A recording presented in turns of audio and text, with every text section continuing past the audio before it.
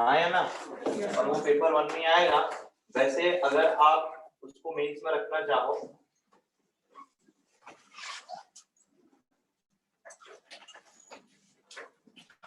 तो वापस से आप उसी टॉपिक पर जा सकते हो जिस पर कल की क्लास में गए थे। कल की क्लास में जाने वाला टॉपिक कौन सा था? Paper 2 part B unit 5। अब यहाँ से 2 टॉपिक आएंगे यूनिट 5 में। ऊपर की और बीचों बीच टॉपिक आपको एक मिलेगा, वो टॉपिक है पोषण यानी न्यूट्रिशन। तो ये मैं दूसरे टॉपिक के लिए बता रहा हूं, है ना, उसमें एडिट कर सकते हो जाओ। और दूसरा वाला पार्ट आएगा हेल्थ एंड पॉपुलेशन इश्यूज या पॉपुलेशन प्रोग्राम, आया ना। वो दोनों में इंपॉर्टेंट हो सकता है because the second topic is what maternal mortality rate, MMR जिसे हम कहते हैं ना। तो उस टॉपिक को देखना। पहला topic is never important in the mains examination in your PSC, है ना। पीएससी के अकॉर्डिंग आप जाओगे तो मेंस की परीक्षा में आपके लिए पहला टॉपिक बिल्कुल भी इंपॉर्टेंट नहीं रहेगा। पहला टॉपिक आपके लिए सिर्फ प्री में और वो भी इंटरनेशनल इंपॉर्टेंट इवेंट्स में आएगा। ये सेकंड टॉपिक था आज का, ठीक है, इसको ध्यान रखना होगा। दूसरा ही है ना एमएमआर, ठीक है। और फर्स्ट टॉपिक पर अगर आप जाओगे, first topic what is about the Sindhu क्षेत्र या सिंधु देश, आया ना। ये है ना सिंधु नेशन, सिंधु राष्ट्र, यस सर, ठीक है। अब ये वाला पार्ट जो है it is only important in the important international events. हालांकि वो भारत से सीधा संबंधित है इसलिए क्योंकि हर एक इंपॉर्टेंट इंटरनेशनल इवेंट आपके लिए इंपॉर्टेंट नहीं होता, इस बात को ध्यान रखना। सिर्फ वही इंटरनेशनल इवेंट्स आपके लिए इंपॉर्टेंट होते हैं करंट अफेयर में जिनका सीधा संबंध किससे आता है? भारत से। और क्योंकि हम ये है तो पाकिस्तान के संबंध में, क्योंकि सिंधु राष्ट्र की मांग उठ रही है पाकिस्तान में। ये जो सिंधु राष्ट्र की हम बात कर रहे हैं तो सिंधु राष्ट्र की मांग उठ रही है भारत पाकिस्तान में। लेकिन वही पाकिस्तान का एक सिंधी समुदाय जो सिंधु राष्ट्र की मांग करता है एक बड़े भाग पर भारत में भी रहता है और भारत की अर्थव्यवस्था में एक महत्वपूर्ण भूमिका भी निभाता है, आया ना। ऑल्दो पाकिस्तान की अर्थव्यवस्था में तो सिंधियों का बहुत बड़ा योगदान है, छोटा मोटा नहीं। The 70% of the economy of the Pakistan comes from the Sindh province only. Pakistan जो राष्ट्र है, भारत को जब आजादी मिली थी तब 14 अगस्त 1947 को पाकिस्तान अस्तित्व में आया था। That was the existence of Pakistan. में कुछ गलत तो नहीं बोल रहा, आया ना, ठीक है। पाकिस्तान अपने अस्तित्व में कब आया था मेरे भाई? पाकिस्तान अपने अस्तित्व में आया था 14 अगस्त 1947, आया ना।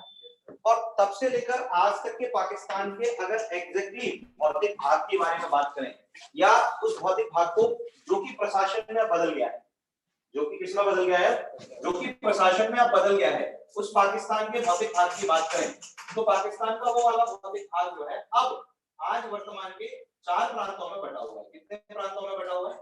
4 प्रांतों में बटा हुआ है। पहला पाकिस्तान का जो भौतिक भाग आता है वो ऊपर की ओर है जिसे हम लोग खैबर पख्तूनख्वा के नाम से जानते हैं। ये पाकिस्तान का एक प्रांत है, किस नाम से जाना जाता है? खैबर पख्तूनख्वा, क्लियर है।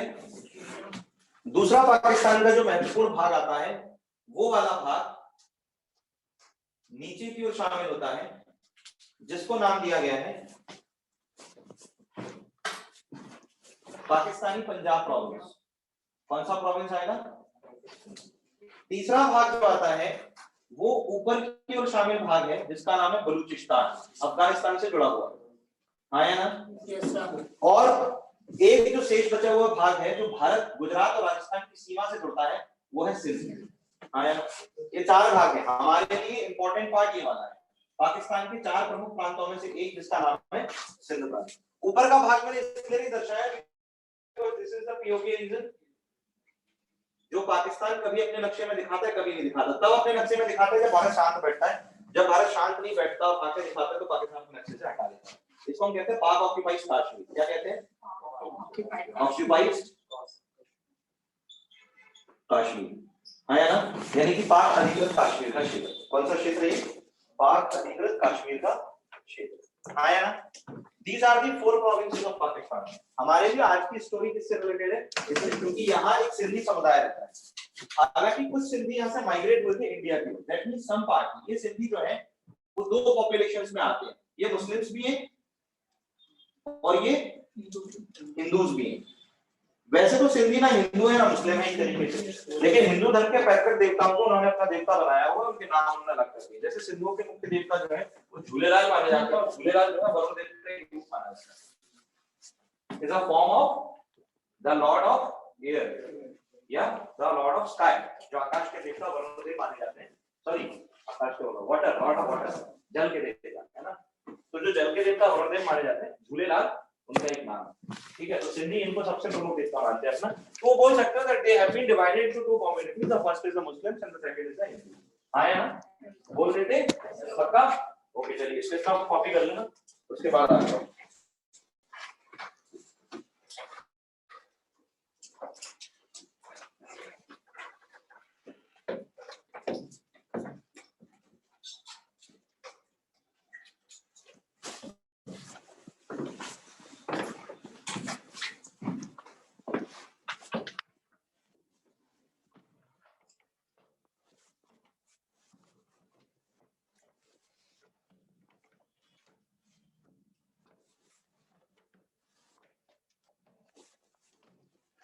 अगर किसी के पास मैप वाली बुक हो ना, तो ये वाला भाग you can see on the page number 66, the red cover, blue cover वाला पेज हो, बुक हो, तो वो 62 पर जाके देख सकते हैं।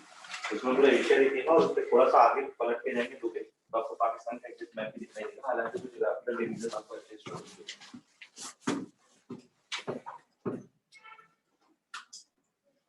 अब इसमें पूरा नहीं दिखे ना तो पलट दो पेज और जाओ बस।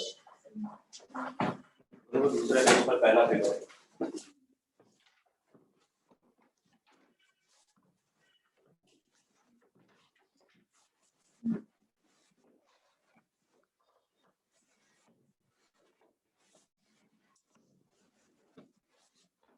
सेवेंटी या 71 होगा।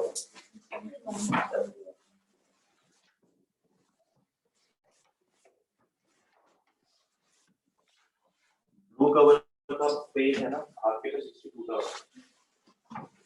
जिनकी बुक का कवर पेज रेड कलर का आपके तो 71 मिलेगा सॉरी, और जिसकी एग्जिट मैप और जो एशिया में आया मैप वो 66 का। ब्लू कलर का कवर हो जिनकी बुक का, उनको वो मिलेगा 62 पर 67 पर। क्या बना लिया? नहीं ऐसा नहीं बोलता, कुत्ते और बैठने और दूसरा अच्छा होता है।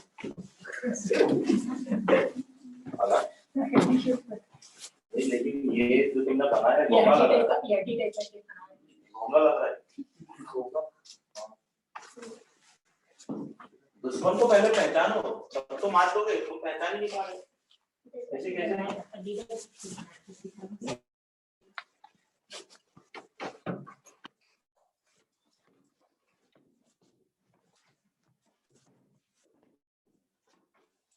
हो गया?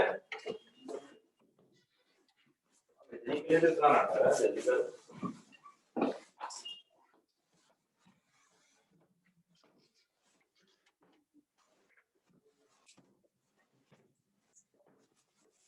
हो गया?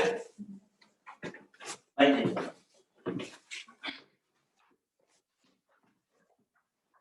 14 अगस्त 1947 को 14 अगस्त 1947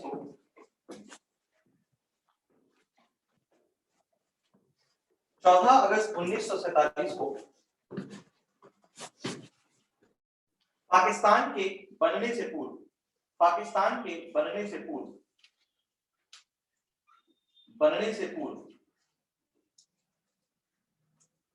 सिंधी समुदाय का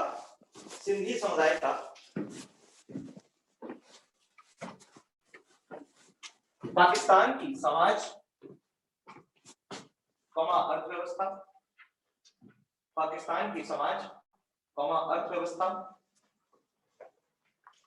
व शासन में महत्वपूर्ण योगदान था। महत्वपूर्ण योगदान था, वह शासन में महत्वपूर्ण योगदान था, वह शासन में महत्वपूर्ण योगदान था। Before the 14th of August 1947, when Pakistan came into existence, before the 14th of August 1947, when Pakistan came into existence, the Sindhi community had an important contribution in the society, economy, and the governance of Pakistan. Society, economy, and the governance of Pakistan. अच्छा खासा, हो सकता है कितना अच्छा खासा आया ना। पाकिस्तान के सबसे महत्वपूर्ण शहर कराची में, in the most important city of Pakistan, Karachi, Pakistan के सबसे महत्वपूर्ण शहर कराची में, in the most important city of Pakistan, Karachi में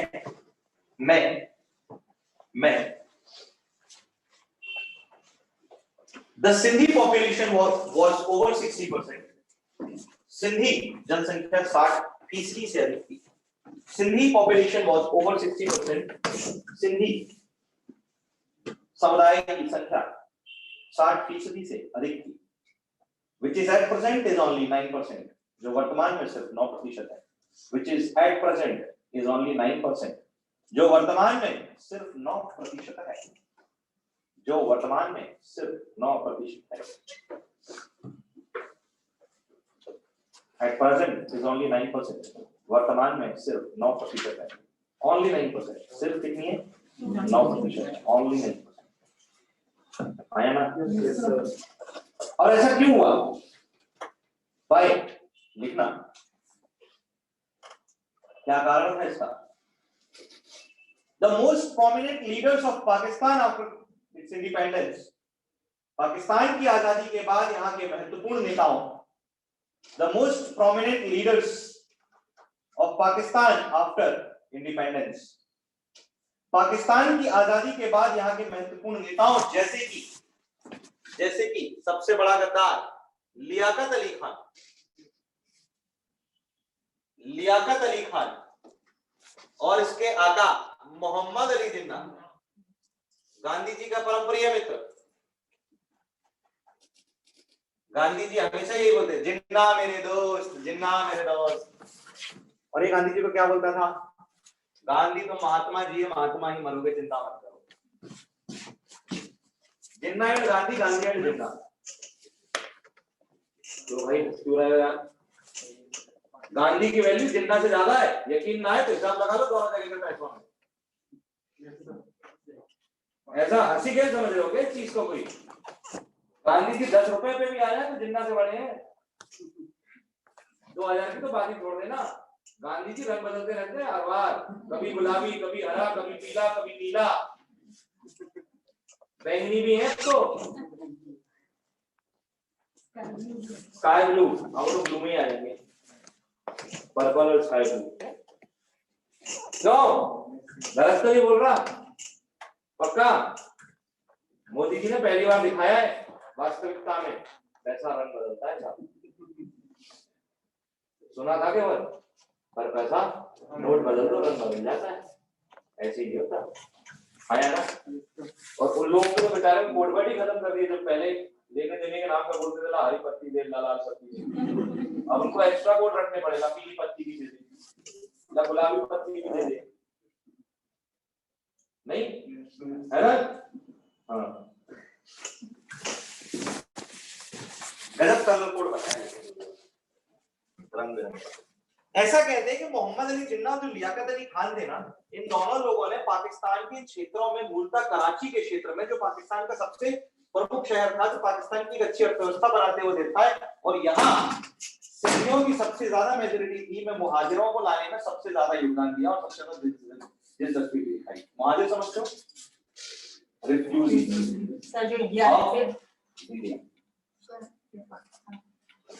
बेटा रिफ्यूजी सिर्फ पाकिस्तान से भारत नहीं आए, भारत से पाकिस्तान भी रहे। अरे पाकिस्तानी होते तो समझ सकते थे। अभी वो भुट्टो भी तो मुहाजिर थे ना। बहुत फिल्में देखता है इसका। बेनजीर भुट्टो और जुल्फिकार अली भुट्टो उनके पिताजी। बेनजीर नाम याद नहीं है। बताओ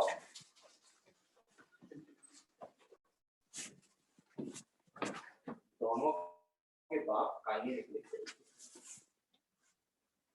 जिनको देख के लगा कि पाकिस्तान की सियासत अब भारत के युवाओं के लिए महत्वपूर्ण हो सकती है,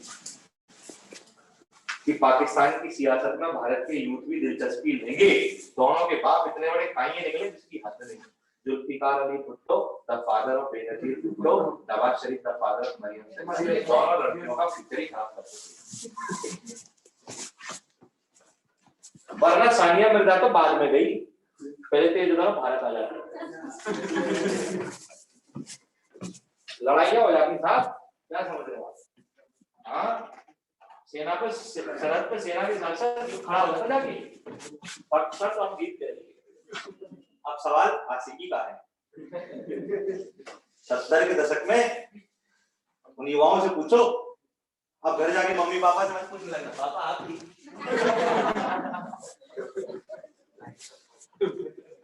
70 के दशक में वो लोग यंग रहे होंगे भाई, नहीं बोले बेटा सियासत तब भाई थी कहाँ, तब तो सिर्फ टीवी सेट चलते नहीं थे, हम तो अखबारों में ब्लैक एंड व्हाइट तस्वीर देख लेते थे।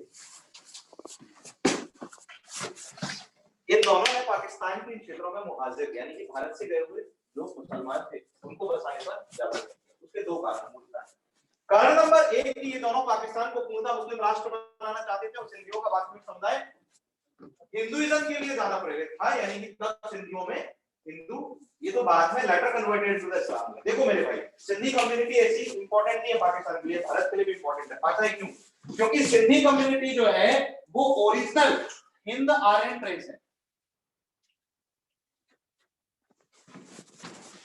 हाँ या ना, ये ओरिजिनल है साहब, ये ओरिजिनल है। सिंधु घाटी सभ्यता ने जहां जन्म लिया था वो मैदान आज सिंधी लोगों का मैदान है, सिंधु मैदान है ना। सिंध प्रांत में रहने के कारण इनका नाम सिंधी पड़ा है ना। अरे बोलो है ना, जय झूले लाल की, वेरी गुड। तो ओरिजिनल हिंद आर्यन कम्युनिटी की पहली चीज। दूसरा, ये दोनों नेता नंबर 1 के कहानी आइए, नंबर 1 आइए, नंबर 2 पाकिस्तान की सबसे पहले कहानी ये नवाज शरीफ और जुल्फिकार अली भुट्टो बाद में आया ना। तो इन दोनों की स्थिति की अगर आप बात करो तो ये दोनों जो थे पाकिस्तान को पूर्णतः मुस्लिम यानी इस्लामिक राष्ट्र बनाना चाहते थे, wanted to make the Pakistan completely Islamic nation. इस सूरत में इनके लिए मुहाजिर, दूसरा मुहाजिरों को पाकिस्तान की अर्थव्यवस्था, पाकिस्तान की राजनीति और पाकिस्तान के समाज और मुख्य शहरों में स्थान दे करके ये जिन शरणार्थियों को ये कहकर बहला फुसला करके माइग्रेट करा करके लाए थे कि आओ हम पाकिस्तान का निर्माण करेंगे, हम तुम्हें अलग से राष्ट्र देंगे, उनका भरोसा भी जीत रहे थे। भरोसा जीतना भी तो जरूरी था ना, तो बगावत कर देते और नेहरू जी हिलाते ना हिलाते सरदार वल्लभ भाई पटेल भी सीट में जाते थे, तो मतलब गृह मंत्री था और मामला गृह मंत्रालय का है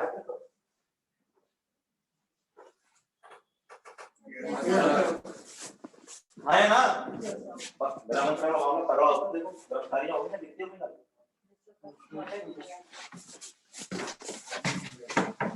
अब ट्रैक्टर मत खरीदना, ट्रैक्टर मत खरीदना, क्लियर है। मैं तो कह रहा हूँ सरकार को ट्रैक्टर का टैक्स ही बढ़ा देना चाहिए। ट्रैक्टर खरीदने पे क्या बात कर रहे हो सच्ची में? तो अपन भी लेके चलते।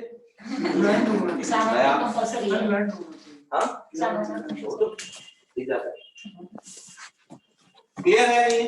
पक्का। ये मुहाजिरों को स्थान देना, मुहाजिरों को स्थान देना पाकिस्तान में सिंधी समुदाय को अच्छा नहीं लगा, पर सिंधी जहर का बहुत प्रिय है। यद्यपि मैं ये बात कर रहा हूं आपसे, although the demand of the Sindhu nation was raised first time in Pakistan in the year 1947। कब? वर्ष 1947 में ही सिंधी समुदाय ने अपने लिए एक अलग राष्ट्र की मांग उठा दी थी, और केवल सिंधी समुदाय की, दुनिया भर में कई ऐसे समुदाय हैं जिन्होंने अपने अलग राष्ट्र की मांग उठाई है। भारत में नागा लोग अलग राष्ट्र की मांग उठाएंगे, अलग समुदाय। आया ना, इराक, ईरान, सीरिया में चले जाओ, कुर्दिश लोगों ने अपने लिए एक राष्ट्र की मांग उठाई है कि नहीं उठाई? यहूदियों की तो बातें छोड़ दो, उन्होंने तो इजराइल बना के रख दिया है। तुम्हें मान्यता देनी है तो दो, नहीं देनी तो मत दो, हमने तो राष्ट्र बना लिया, वो खाड़ दो जो उखाड़ना है। बोलो, अंतरराष्ट्रीय स्तर पर कई ऐसे संगठन हैं जो आज भी इजराइल को मान्यता नहीं देते, कोई दिक्कत नहीं, बाहर में जाओ, बोलो भाई। आया ना, पर हम तो नेशन है, राष्ट्र। तो यहूदी समुदाय ने अपने लिए अलग से राष्ट्र की मांग की, कुर्दिश समुदाय ने अपने लिए अलग से राष्ट्र की मांग की, तो सिंधी समुदाय ने अपने लिए राष्ट्र की मांग की। क्या गलत हुआ? तो पाकिस्तान की राजनीति में एक अहम किरदार ये निभाएगा, क्योंकि अब राष्ट्र की मांग फिर से तेज हो गई। बलूची पहले से ही बैठे हुए हैं, उसके पड़ोसी सिंधी साथ में बैठे हुए हैं, और जो इतिहास ये कहता है 17 दिसंबर 1971 को बांग्लादेश अलग होने के साथ बंगाली वैसे ही अलग हो चुके हैं। दरअसल 14 अगस्त 1947 को पाकिस्तान जब बना तो पाकिस्तान का समर्थन करने वाले ये मुहाजिर थे, क्योंकि मुहाजिरों को बहुत सारे तोहफे दिए गए थे। लेकिन वास्तविक लोग जिन लोग क्षेत्रों में रहते थे और जो शरणार्थी नहीं थे, वो 4 प्रजातियों से आते हैं। पहले खैबर पख्तूनख्वा के पश्तून, कौन थे ये? बलूचिस्तान की बलूची, सिंध के सिंधी, और आज बांग्लादेश और तब के पूर्वी पाकिस्तान, ईस्टर्न पाकिस्तान के बंगाली। बंगाली, बलूची, पख्तूनी और सिंधी, 4 समुदायों ने पाकिस्तान को स्वीकार नहीं किया। ये 4 समुदायों ने पाकिस्तान को स्वीकार किया नहीं था। 14 अगस्त 1947 को पाकिस्तान में जश्न जरूर बना, लेकिन पाकिस्तान के 4 प्रांतों में जश्न नहीं था। ना तो पूर्वी बंगाल यानी आज के बांग्लादेश में जश्न बना, ना खैबर पख्तूनख्वा में बना, ना बलूचिस्तान में बना, और ना सिंध में। उसका कारण था इनकी नाराजगी इन मुहाजिरों से जो भारत से यहाँ आए। अब कोई भी तुम्हारे घर में आके बैठ जाएगा और तुम्हारी घर का मुखिया तुम्हारी जगह उनका साथ देगा और तुम्हारा विरोध करेगा, तो फिर चलेगा। तो फिर गुस्सा तो आएगी, क्यों नहीं है? आएगी ना, बताओ भाई, आएगी ना। तुम्हारे घर में आकर के, तुम्हारी डाइनिंग टेबल पर बैठ करके 1 किलो चावल जो बने उनमें से 1.25 किलो अकेले खा जाए, तुम्हारे 25% 250 ग्राम चावल छोड़ दो, गुस्सा नहीं आएगा तुमको? गुस्सा नहीं आएगा तुमको, है कि नहीं? बोलो, एक राज की बात बताओ। वैसे रहस्य वाली बात ये है, तुम लोगों से चावल ही अच्छे बनाने आते हैं।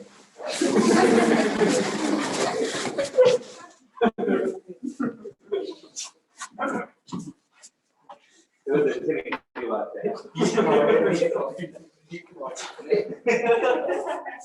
चावल का सामान क्लियर है? अरे बोलो भाई, पक्का?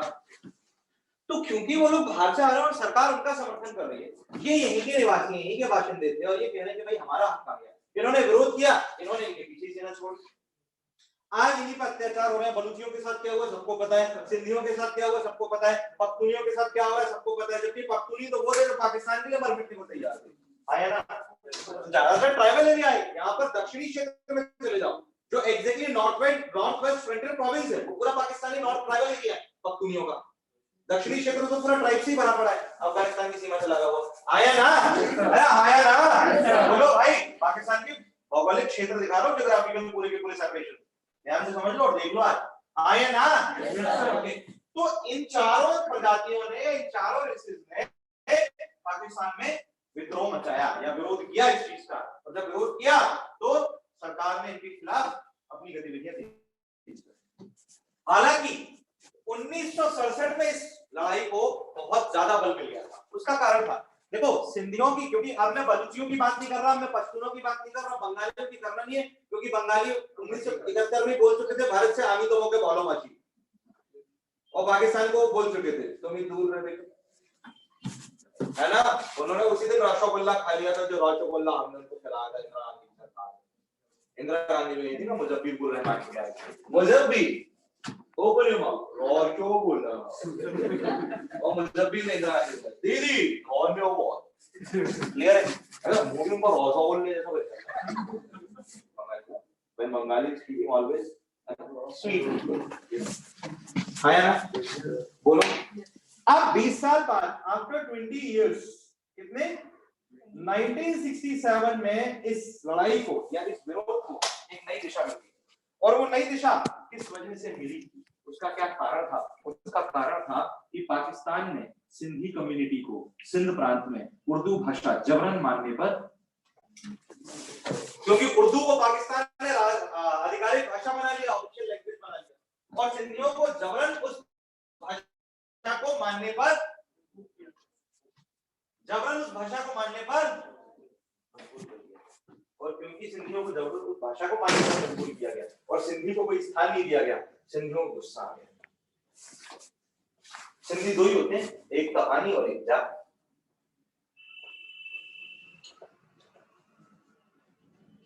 क्या बोला? अरे नाम में या तो अनि आएगा या जा आएगा।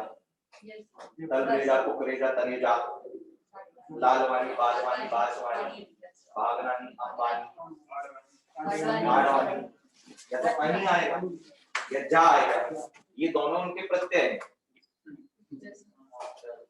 ये सफिक्स उनके साथ ऐड ही रहते हैं हमेशा। हाँ, ये प्रत्यय उनके साथ जोड़े रहते हैं, ये सफिक्स उनके साथ जुड़े रहते हैं। और उसके पहले उनके क्षेत्र का नाम आता है जिस क्षेत्र से वो जुड़े होंगे। समझ में? इस तरीके से उनके सरनेम बनते हैं और वो सरनेम की तुकबंदी ऐसी चलती है हर एक जगह। आया ना? अरे बोलो भाई, पक्का मराठियों में भी तुकबंदी नहीं होती जैसे महाराष्ट्रियों में, सभी मिलेंगे, है ना? काले कुत्ते, गोरे, सांवरे, है ना? आया ना? अरे बोलो, अरे पक्का।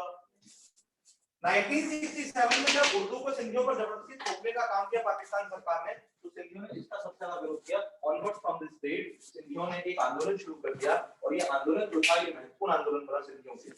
हाँ याद ना, बोलो भाई, पक्का पक्का। लेकिन अभी भी इसमें आग नहीं पकड़ी। आग सिंधी के आंदोलन में पकड़ी पाकिस्तान में कब जाकर के 1971 में जाकर के। कब? 1971 में जाकर के। और उसका कारण था दिसंबर 1971 को बांग्लादेश की स्थापना। पूर्वी पाकिस्तान अब स्वतंत्र हो चुका था और एक अलग राष्ट्र बन चुका था। सिंधी ने बोला ये बन रहा है, अपन भी बन जाए, अब आंदोलन तेज कर दो, जैसे इन्होंने किया। समझ गए? हम समझे? सिंधियों ने क्या सोचा, हम भी बन जाएंगे। तो जिस तरह से बांग्लादेश में राजनीतिक गतिविधियां तेज कर दी गई थी पूर्वी पाकिस्तान तक की ईस्टर्न पाकिस्तान में, मुक्ति वाहिनी सेना भारत की मदद से बनाई गई थी। मुजफ्फर बिन रहमान वहां के सबसे प्रमुख नेता के रूप में उभरे थे। शेख हसीना नहीं साहब, सत्तर के दशक में पैरावाट आई क्या आया ना? अरे बोलो भाई, पक्का। तो इन्होंने भी अपने आंदोलन तीव्र कर दिए। जैसे वहां राजनीतिक प्रगति शुरू हुई, सिंधियों ने भी पाकिस्तान में अपनी राजनीतिक प्रमुखता को आगे बढ़ाने की काम शुरू कर दिया। और सिंधियों के सबसे प्रमुख नेता इस टाइम को उभर कर सामने आए 1972 ऑनवर्ड्स, वर्ष 1972 के वर्ष में, जिनका नाम था GM सैयद, यानी कि गुलाम मुस्तफा सैयद। Yes sir. ये जो थे GM सैयद ने एक नई पार्टी यानी सिंधी संगठन का गठन किया था जिसका नाम था GA सिंध तहरीक। क्या नाम था? GA सिंध तहरीक। जिसके साथ उन्होंने राजनीतिक प्रभाव अपना बढ़ाना शुरू कर दिया। यद्यपि वर्ष 1995 में नजरबंद यानी कैद में रहते उनकी मृत्यु हो गई। आया ना? उसके बाद से आंदोलन पाकिस्तान में रह गया, ये कहते तीव्र नहीं रह पाया, वो मंदा पड़ा। GM सैयद की मृत्यु के बाद वो मंदा पड़ गया। अब हालिया तौर पर सिंध समुदाय ने अपनी मांग को फिर से एकदम तेज कर दिया। ये पूरा का पूरा क्षेत्र जब तक ये देश रहेगा ना तब तक आसान रहेगा, चाहे भारत के पंजाब में खालिस्तान, क्योंकि पंजाब जो था वो पाकिस्तान का एक स्थिर प्रांत है जिसने अपनी स्थिर व्यवस्था बनाए रखी है। यहाँ सबसे कम विद्रोह है, लेकिन इस प्रांत के कारण भारत के पंजाब प्रांत में जो इससे ठीक लगा हुआ प्रांत है उसको सबसे ज्यादा अशांत इन लोगों ने किया। पहला, पंजाब के यूथ को सबसे ज्यादा नशे में लिप्त करवाने की कोशिश की गई। दूसरा, पंजाब के क्षेत्र में लोगों को भड़का कर खालिस्तान की मांग तेज करवाने की कोशिश की गई। आया ना? एक समुदाय को जब ये लगता है कि उसे अनदेखा किया जा रहा है और शासन की व्यवस्था के अंतर्गत वो इस प्रकार के सामुदायिक जो आपको विरोध दिखाई देते हैं या इस प्रकार के जो कम्युनल आपको सेपरेशंस दिखाई देते हैं, वो कम्युनल सेपरेशन सिर्फ एशिया और मिडिल एशिया में पाया जाता है, मध्य एशिया और एशिया में पाया जाता है या मध्य पूर्व एशिया में पाया जाता है, उसके अलावा और कहीं नहीं मिलेगा। क्यों? क्योंकि विविधताओं के क्षेत्र भी यही है, specially when we are talking about the Indian Pakistan only. ये क्षेत्र पूर्ण रूप से विविधताओं के क्षेत्र है। यहाँ पर अगर धर्म एक है तो भी समुदाय अलग अलग है। द प्रॉब्लम इज यहाँ पर जनजातीय क्षेत्र भी है तो भी समुदाय अलग अलग है, सबको अपने अपने हिसाब से अलग अलग नाम चाहिए। उसका कारण ये नहीं है, उसका कारण ये दोनों क्षेत्र अंग्रेजों के प्रत्यक्ष गुलामी में रहे और अंग्रेजों ने यहाँ पर सबसे पहले अपीजमेंट पॉलिसीज को लागू किया था, तुष्टीकरण की नीति। तुष्टीकरण की नीति होती है जब आप कुछ समुदायों में से एक या कुछ विशेष समुदायों को तो ज्यादा अवसर प्रदान करते हैं लेकिन कुछ समुदायों को पूरी तरीके से दरकिनार करते हैं। तो जो आप जिनको अवसर प्रदान कर रहे हो वो वास्तविकता में क्या है? तुष्टीकरण किया जा रहा है और तुष्टीकरण भी उनको लाभ नहीं पहुंचाया जा रहा, उससे उनको ज्यादा अवसर देके उनको पागल बनाया जा रहा है, क्योंकि आपको कहीं ना कहीं लगता है कि वो आपकी राजनीतिक मंशा पूरी करने में आपका सहारा बनेंगे, आपका साथ देंगे। भारत में मुस्लिम समुदायों के साथ भी कई दफे ऐसा किया गया, मुस्लिम तुष्टीकरण के नाम पर उनके वोट बैंकों को बिल्कुल अलग कर दिया गया। भाई आजादी के समय भारत के गणतंत्र में हिंदू और मुसलमान दोनों ने साथ मिलकर के भाग लिया था, लेकिन आज की डेट में आप भारत की राजनीति के हिसाब देखते हो तो आपको ऐसा नजर आता है कि मुस्लिम वोट बैंक और हिंदू वोट बैंक दोनों एक धुरी पर जाकर के खड़े हो गए। बहुत कम ही आपको ऐसी चीजें दिखाई देती है जिसमें और छोटी छोटी सी बात के ऊपर राजनीतिक बंटवारे हो जाया करते हैं।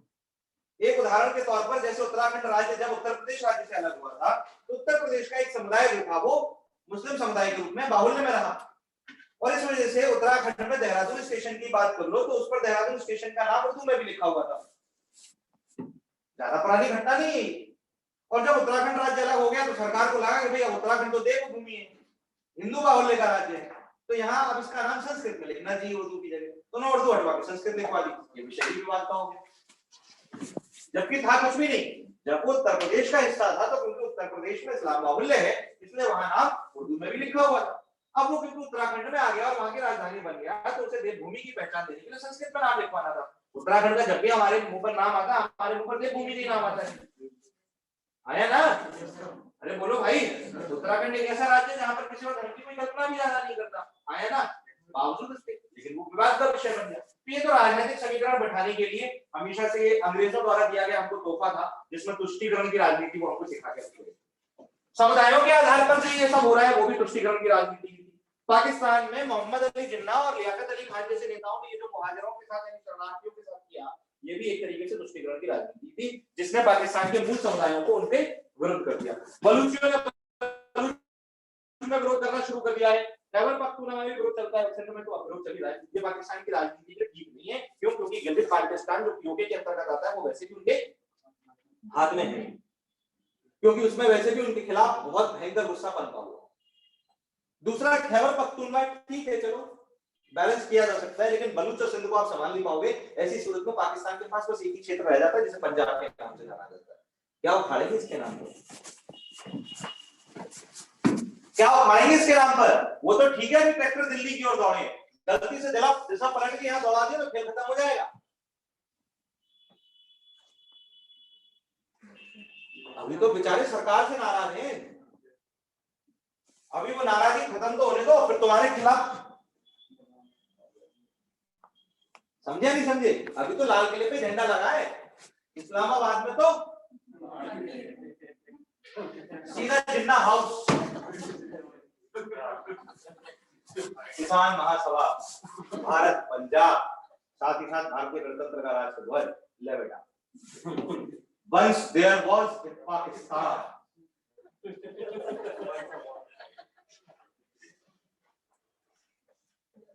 My humble request is this: take this recorded video to a Pakistani.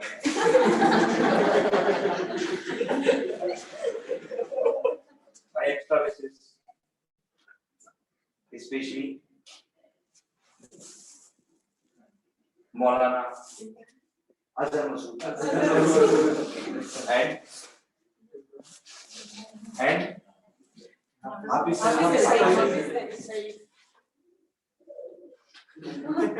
कबूतर भी बोला बुटर भी बोला ये आज छोड़ा था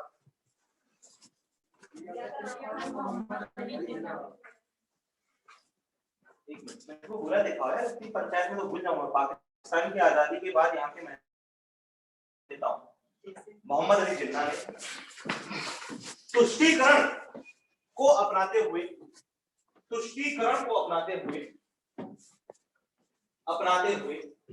मुहाजिरों ब्रैकेट में लिखना भारत से आए शरणार्थी मुहाजिरों ब्रैकेट में भारत से आए शरणार्थी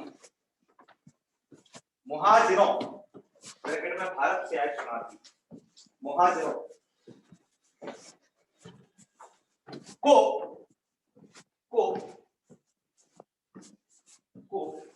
पाकिस्तान में अधिक अवसर व महत्व दिया पाकिस्तान में अधिक अवसर व महत्व दिया इंग्लिश में कुछ नहीं लिख पाया हाँ क्या लास्ट क्या लिख पाया था Mohammad Ali Jinnah and Liaquat Ali Khan type of Pakistani leaders gave maximum opportunities and importance to the muhajirs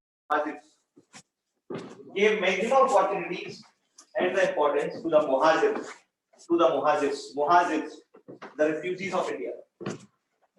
refugees of India in Pakistan muhajirs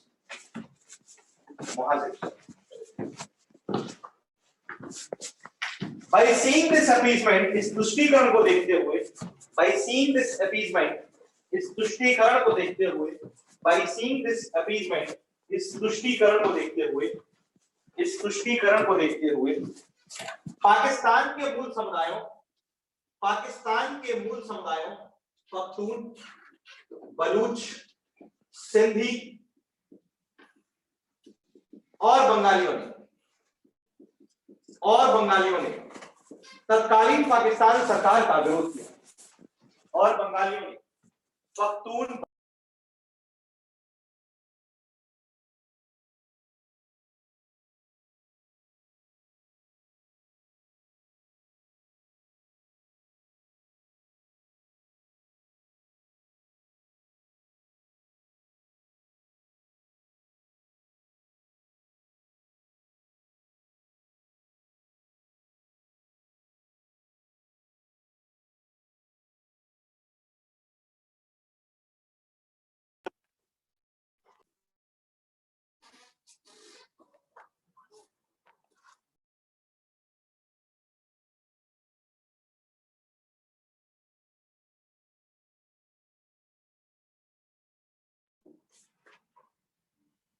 हो गया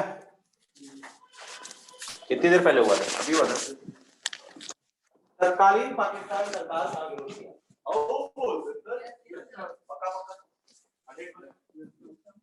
किसने किया था चार समुदाय right by seeing this appeasement four original Pakistani communities Pakhtuns Baluch Sindhi and Bengalis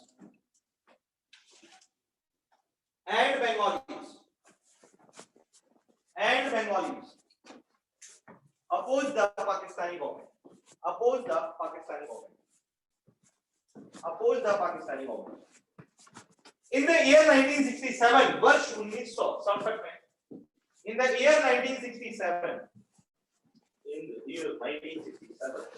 वर्ष 1967 में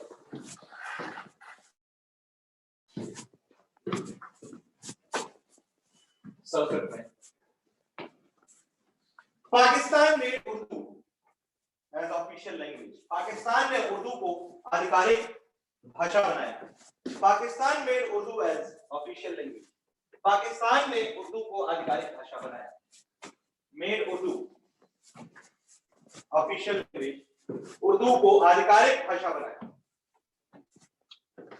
The Sindhi community opposed it. Sindhi समुदाय ने इसका विरोध किया. Sindhi community opposed it, Sindhi community opposed it, Sindhi समुदाय ने इसका विरोध किया, सिंधी समुदाय ने इसका विरोध किया और यहीं से शुरू हुआ सिंधियों का आंदोलन। आया ना। और सिंधी और सिंधु राष्ट्र की मांग के लिए एक सिंधी आंदोलन शुरू किया गया। And for the demand of a Sindhu nation, and for the demand of a Sindhu nation, and for the demand of a Sindhu nation, Sindhu nation, demand of a Sindhu nation, Sindhu nation, the Sindhi movement was starting.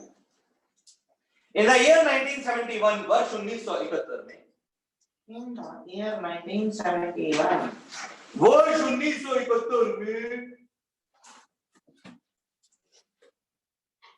Bengalis separated themselves from Eastern Pakistan. बंगालियों ने स्वयं को पूर्वी पाकिस्तान से पृथक कर लिया। Bengalis separated themselves from Eastern Pakistan. मुर्गे के गले में से रसगुल्ला बाहर आ गया।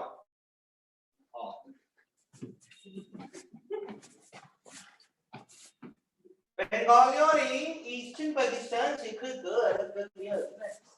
बंगाली थे। अरे यार मेरा भाई यार ठीक है ना, बस ना यार, थैंक यू यार, सो वेरी मच। चलो अरे यार मतलब पीछे पड़ा रहता है, ठीक है खाते मैं बोल दूंगा। Clear? And on the place of Eastern Pakistan, पूर्वी पाकिस्तान के स्थान पर, on the place of Eastern Pakistan, और पूर्वी पाकिस्तान के स्थान पर,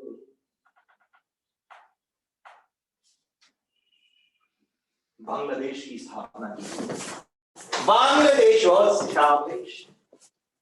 बांग्लादेश की स्थापना की। Bangladesh was established. बांग्लादेश की स्थापना की। इस घटना ने, this incident, इस घटना ने पाकिस्तान में सिंधी आंदोलन को जोश प्रदान कर दिया। This incident sparkled the Sindhi movement in Pakistan. Sparkled the Sindhi movement in Pakistan. In Pakistan. In Pakistan.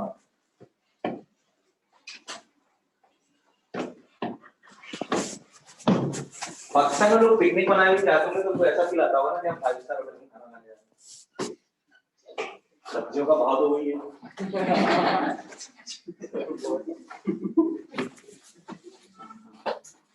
नहीं सच में यार, पता है मतलब एक बात देखो क्या है, एक बात मैं दिल से बोलता हूँ, देखो घर का कोई सदस्य भले ही कितने साल हमसे दूर रहे, लेकिन वो घर का कहीं ना कहीं तुम्हारे दिल में उनके लिए 1947 में ना तो मैं था ना तुम थे, हमारे पूर्वज रहे होंगे, बावजूद उसके इतिहास जब हम पढ़ते हैं तो कहीं ना कहीं कुछ सेंटीमेंट तो हमारे लिए भी अंदर, कि पाकिस्तान में कोई रोए तो एक सेंटीमेंट, आप कितना भी कह लो कि पाकिस्तान ऐसा पाकिस्तान वैसा, पर कहीं ना कहीं तो अपने दिल के किसी कोने से वो सेंटीमेंट निकाल। ये फॉर एन एग्जांपल, आप किसी और देश में हो और उस देश का व्यक्ति कोई भी फलाना ठिकाना, आप बोल सकते हैं what ever the country is doesn't matter, लेकिन अगर आपको पता चलता है कि पाकिस्तान का व्यक्ति उसके साथ कुछ अन्याय हो रहा है तो आप खड़े जरूर दोगे, नहीं होगी दिल से होगा, तो कहीं ना कहीं एक सेंटीमेंट तो आता ही है। तो इंसान ही नहीं, मानव की डेफिनेशन में आता कहां है? नहीं तो मानव की डेफिनेशन ये मानवता से बाहर है, परिभाषा से अलग है। आया ना, मतलब मर्दर के बाद में बदलता है नाम रहा, कहीं ना कहीं एक सेंटीमेंट होते हैं। तो जब देखते हैं वो बेचारे, मतलब जब उनकी स्थिति को देखो कि साला सरकार ने क्या हद मचा के रखी हुई है, और लोग मतलब ठीक है, ये पेट्रोल हमारे यहाँ भी अब 94 रुपए लीटर है।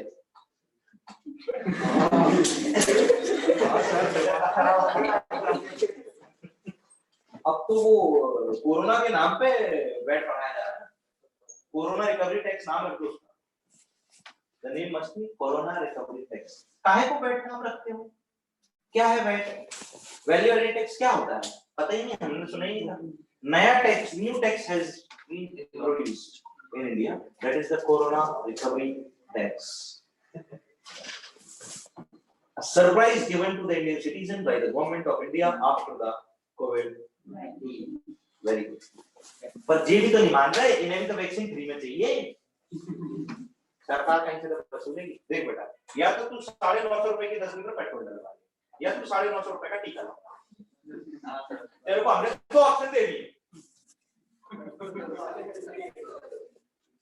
या तो तू 10 लीटर पेट्रोल लगवा ले फ्री में हमसे, या तू अपनी बॉडी में तो अपना वैक्सीन लगवा ले फ्री में। तेरे को क्या चाहिए? फिर भी ये नहीं मानता। वैक्सीन लगा दो, पेट्रोल डलवा ले। पेट्रोल तो ज्यादा बार डलता है ना, तो वैक्सीन नहीं, मैं 10 लीटर डलवाता हूँ, मैं अपनी बात कर रहा हूँ। सरकार ने मुझसे बोला, मैं तो चाहता ही नहीं हूँ वैक्सीन लगवाना, मैंने तो पहले ही बोल दिया आवेल मुझे मार, मुझे वैक्सीन की क्या जरूरत है, पड़ेगी एक समय आने को पड़ेगी। लेकिन है नामराज बोलते हैं, इसकी डेफिनेशन क्या है? नामराज की डेफिनेशन जिसमें मुराद ना हो। मुराद समझते हो? इसकी कोई मुराद नहीं होती, इसके लिए कोई मुराद की ना जा सके, वो नामुराद है। तुमसे मेरी एक अपेक्षा होगी, ऐसा व्यक्ति जिससे तुम कोई अपेक्षा लगा ही नहीं सकते, जो अपेक्षा के लायक ही नहीं है। There is no expectations with the person because he is not eligible for any kind of expectation that somebody can link his expectations to him. मेरे लिए ये कर देगा, मेरे लिए वो कर देगा, मेरे लिए ऐसा कर देगा, मेरे लिए वैसा कर देगा। याद है जैसे तू मेरे लिए वो शुगर मरकरी लाया था, कोई लाया शक्कर पारा,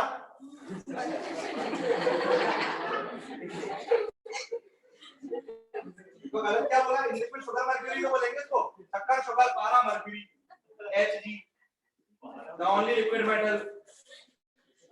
क्यों प्रति गलत बोला मैंने? इंग्लिश अंग्रेजी पढ़ी है तुमने? English is very funny language, very funny. तो तू नामुराद नहीं हुआ, तुझे मुराद नहीं ना, तू चिंता मत कर, तेरे लिए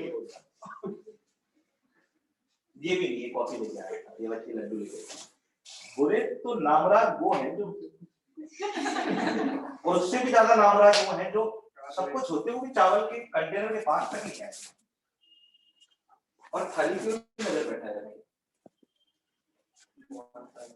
बहुत से थे, फोटो में है मेरे पास सब।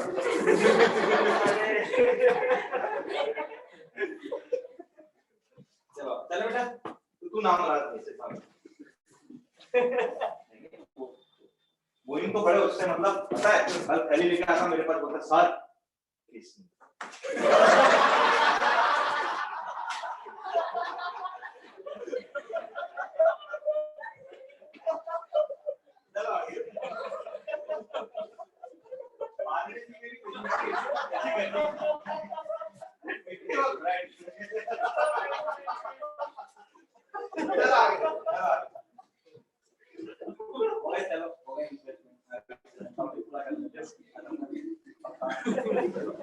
को बात चलाते उसमें अपनी शक्ल दिखाऊंगा। चलो तो आते हम 1970। अब it sparkle the movement of Sindhi, इसने क्या किया? सिंधी मूवमेंट को स्पार्कल कर दिया। कहां? पाकिस्तान की सरकार, ठीक। और इसी टाइम पर यहाँ एक बड़े नेता खड़े होते हैं जिनका नाम है जीएम सैयद, और जीएम सैयद ने यहाँ जीए सिंध तहरीक नाम की एक पार्टी यानी कि संगठन का गठन आया ना, लिखना GM Syed, capital G capital M S A double Y E D, क्या लिख रहा हूं ऊपर नीले अक्षरों में, GM Syed, Ghulam Murtaza Syed, GM Syed became a prominent leader of Sindhi movement in Pakistan. Became a prominent leader of Sindhi movement in Pakistan. Who founded who founded GA Sindh Tehreek organization? Ghulam Murtaza Syed, GM Syed Sindhi आंदोलन के प्रमुख नेता बने। GM सैयद सिंधी आंदोलन के प्रमुख नेता बने जिन्होंने GA सिंध तहरीक नामक संगठन की स्थापना की। ये देखो टॉप पे, जिन्होंने GA सिंध तहरीक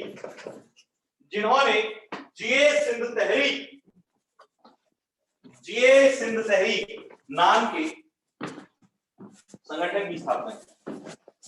1973 में सिंधियों को थोड़ा अच्छा लगा। 1973 में सिंधियों को क्या लगा? थोड़ा अच्छा लगा। क्यों लगा? What was the reason behind this अच्छा लगना? Why उनको अच्छा लगा? क्योंकि 1973 में पाकिस्तान के प्रधानमंत्री की गद्दी पर बैठे जुल्फिकार अली भुट्टो, और जुल्फिकार अली भुट्टो इसी सिंधी समुदाय से आने वाले एक पाकिस्तानी रहा, जो कि पाकिस्तान के शीर्ष पद पर जाकर के बैठ गए। एक सिंधियों का नेता जो पाकिस्तान के इतने बड़े पद पर पहुंच गया, सिंधियों को लगा ठंड पै गई साहब, कुछ तो करेगा। जय झूलेलाल की ये कुछ तो करेगा। भुट्टो जब गद्दी पर बैठे तो उन्होंने कहा जो बंगाल में हुआ वो भी गलत था, और जो सिंध में हो रहा है वो भी गलत है। ले लुटिया तो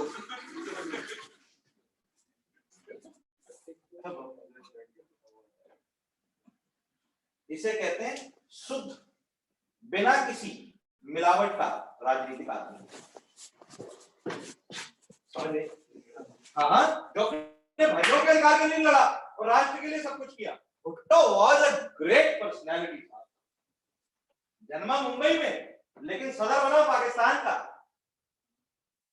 सदर मतलब वजीर आजम, ऐसी तो बोला जाता है ना। तमाम जमहूरियत के वजीर आजम के रूप में मोदी जी जब लालकिले से भाषण देते तो हिंदुस्तान के वजीर आजम, ऐसा मीन्स में मत लिखिए वो ऐसा हो जाएगा क्या कर भाई मिलवाओ इत्तेफाकन बच्चा होती है एक और एक, हाँ जो सादा बच्चा होती है, इतना भी इत्तेफाक मत रखना। हाँ या ना। अब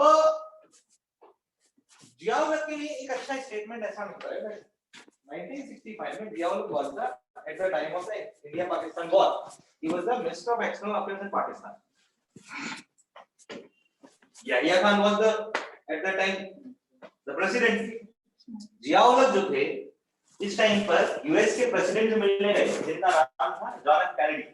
जॉन एफ कैनेडी अभी रिसेंटली मैंने पढ़ा है यहाँ पे, क्योंकि उन्हीं टाइम पर 25वां संविधान कुछ याद है इनकी हत्या के बाद ये उनसे मिलने गए Zulfikar Ali Bhutto as the external affairs minister of Pakistan. तो वो जब उनसे मिले, मीटिंग हुई, तो जॉन एफ कैनेडी को ये बड़ी जमी बोला यार fantastic person, you won my heart। अगर तुम पाकिस्तान के नागरिक नहीं होते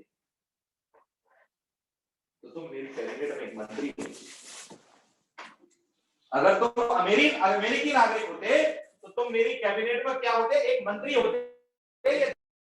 अमेरिका के राष्ट्रपति ने जुल्फिकार अली भुट्टो पाकिस्तान के विदेश मंत्री से कहा। जुल्फिकार अली भुट्टो ने हंसते हुए लौटते हुए पलट कर पता है कैनेडी से क्या कहा?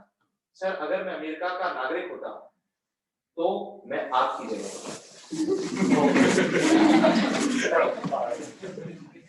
तो उस आदमी की ये जो हाजिर जवाबी थी ना बड़ी जबरदस्त। बड़े उस आदमी के जीवन में अगर उससे कोई गलती हुई तो वो सिर्फ एक गलती हुई थी, और वो गलती थी उसने अपनी मैगी में दही डाल दिया,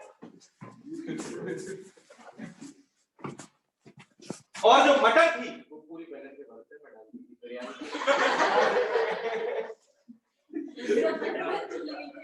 मटर पूरी बैगन के भरते में डाल दी थी, बिरयानी के लिए कुछ नहीं बचा शायद, और जो दही था वो मैगी डाल दिया। ये जुल्फिकार अली भुट्टो की सबसे बड़ी गलती।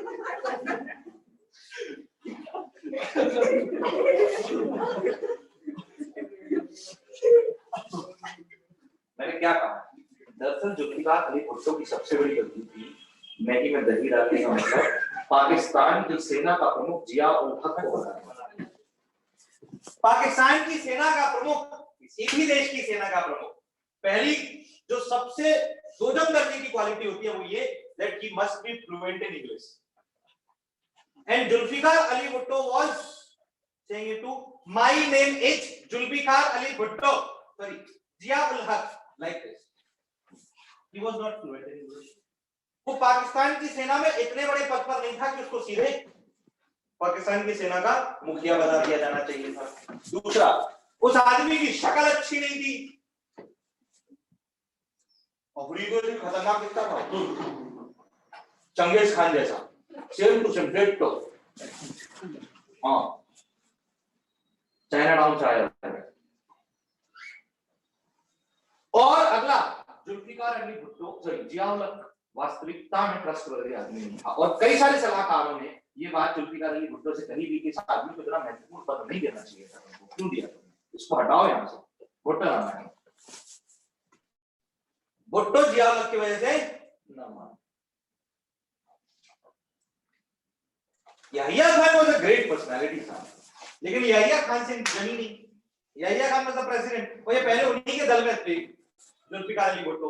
1967 में जुल्फिकार अली भुट्टो ने अपनी राजनीतिक पार्टी छोड़कर खुद की राजनीतिक पार्टी बनाई, जिसका नाम रखा पीपीपी, पाकिस्तानी पीपल्स पार्टी, जिसके साथ वो चुनाव लड़े। जुल्फिकार अली भुट्टो बिके डेमोक्रेटिकली, लोकतांत्रिक रूप से क्या बने, प्रधानमंत्री। पाकिस्तान के प्रधानमंत्री को पद से हटाया और फांसी पर लटकाया। फांसी की रात पहले शराब पीकर टुरना पड़ा हुआ था उसको जेल में। तो जेल सुपरिटेंडेंट था, उसका ये आधिकारिक बयान है कि हम गए, मैंने दो लोगों से बोला भुट्टो को उठाओ, भुट्टो उठने को तैयार नहीं, बोले भुट्टो आगे बोलो, भुट्टो तैयार नहीं, भुट्टो को पकड़े, दो लोग ला करके फांसी के तख्त पर ले आए। तख्त पर खड़ा हुआ, आवाम की नजरें भुट्टो पर है। मैंने भुट्टो के कान में जाकर कहा, तुम्हारे सामने आवाम ने गलती की है, तुम्हें उसका सामना करना पड़ेगा। इतने में भुट्टो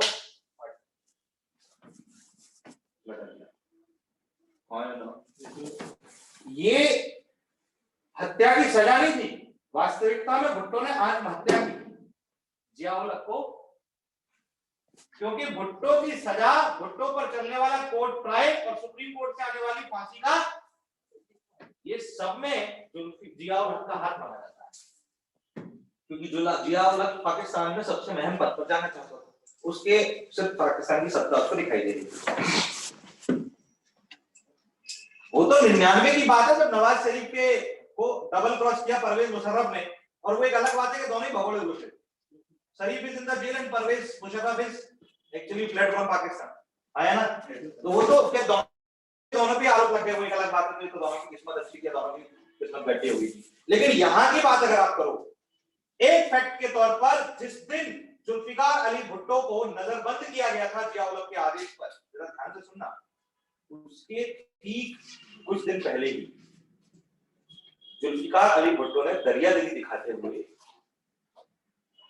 जिया उल हक की बेटी थी जो बहुत बीमार थी, उसकी मानसिक स्थिति भी ठीक नहीं थी, को अपनी तरफ से विदेश में इलाज के लिए पूरी व्यवस्था करा के दी। और जिया उल हक का पूरा परिवार जुल्फिकार अली भुट्टो के रहम से उस समय विदेश में इलाज करा रहा था, जिस समय जिया उल हक ने भुट्टो के साथ एहसान फरामोशी कर दी।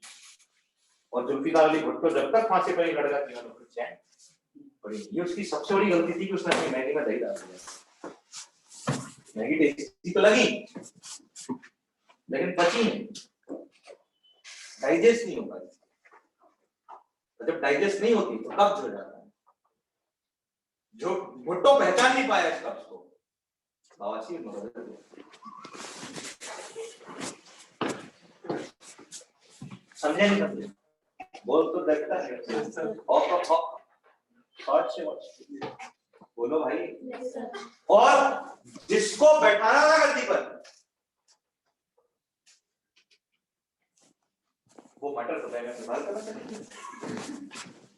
आया ना, बोलो अरे बोलो, बोलो बोलो। अब सवाल है कि भुट्टो पर आरोप क्या थे जिसकी वजह से उन्हें फांसी लगी।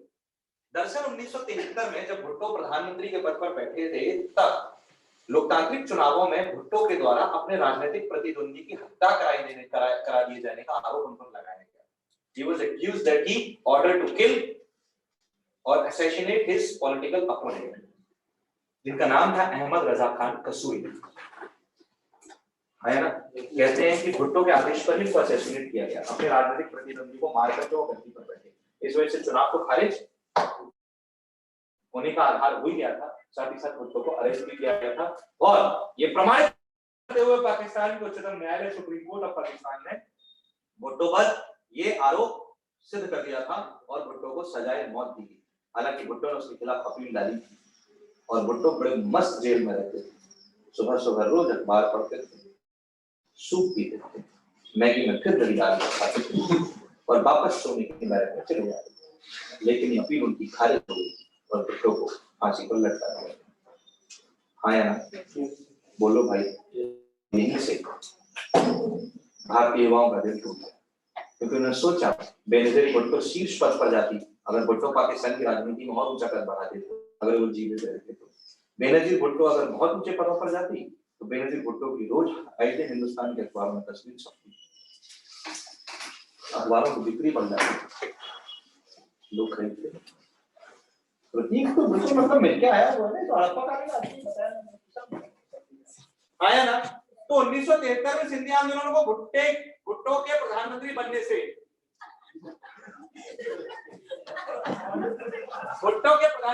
से उम्मीद जरूर हुई, लेकिन वो उम्मीद टिकी नहीं, क्योंकि भुट्टो ने सिंधी आंदोलन को कुछ खासा रिस्पॉन्स नहीं, अपीसमेंट नहीं रखा, कोई सस्तीकरण नहीं आया ना।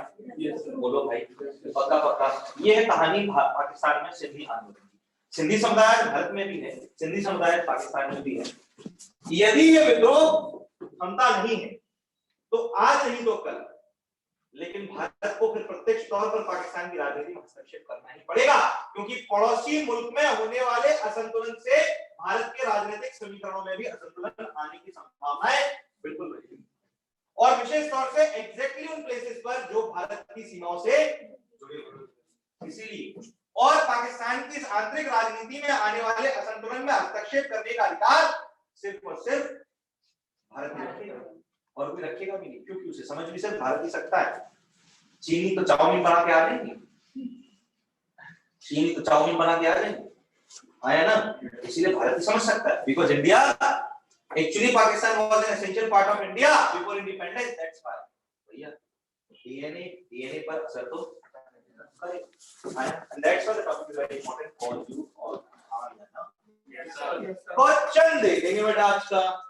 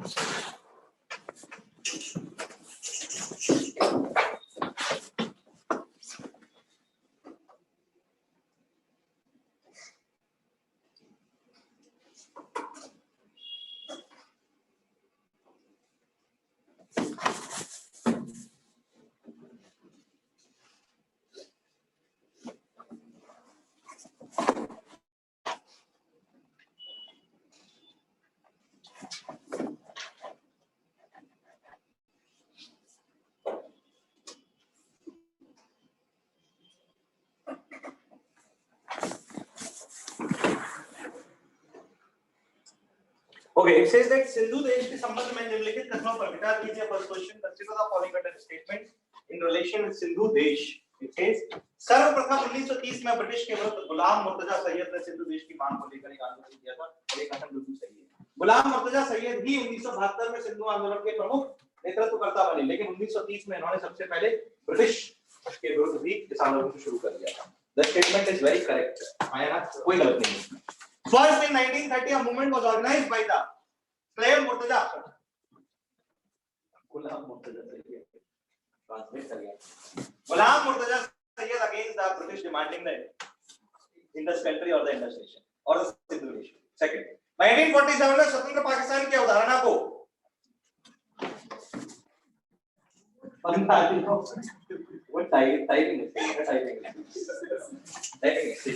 बंगालियों, बलूचों, पश्तूनों और सिंधियों ने अस्वीकार कर दिया। मैं तहे दिल से संपूर्ण बांग्लादेशी समुदाय, संपूर्ण बांग्लादेशी समुदाय 1947 में स्वतंत्र पाकिस्तान की अवधारणा को बंगालियों, बलूचों, पश्तूनों और सिंधियों ने अस्वीकार कर दिया था। In 1947, the concept of independent Pakistan was rejected by Bengalis, Baluch, Pashtuns and the Sindhi. सही लिखा है। तीसरा, पाकिस्तान के पूर्व प्रधानमंत्री जुल्फिकार अली भुट्टो पाकिस्तानी सिंधु समुदाय के नेतृत्व करता थे। Former Pakistan Prime Minister Zulfikar Ali Bhutto was the leader of the Pakistan Sindhu community. सही है? बोलो पक्का? तुमने समझ नहीं गलतियां कहाँ हुई हैं? तो अभी बैठ के लैपटॉप पे उसको सही करके फिर से अपलोड मारवा देना एक बार, है ना? गलती वाली चीज डिलीट करवा के, रोज 2-4 गलतियां जो हो जाती है ना उनको एक्यूरेट करवा लेता हूं।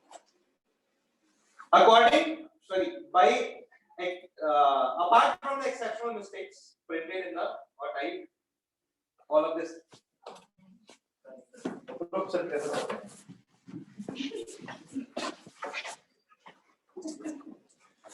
ठीक है ना?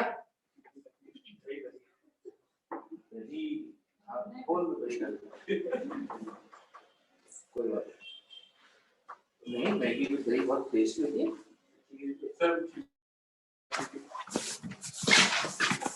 खाओ बेटा, 40 से होता है पता चलेगा।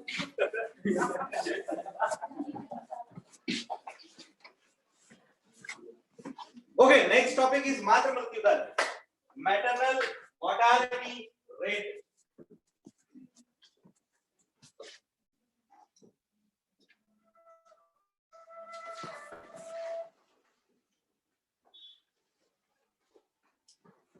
मैटरनल मोर्टालिटी रेट दूसरा टॉपिक है, और इस टॉपिक के बारे में मैं आपको बता चुका हूं कहां क्लास की शुरुआत में।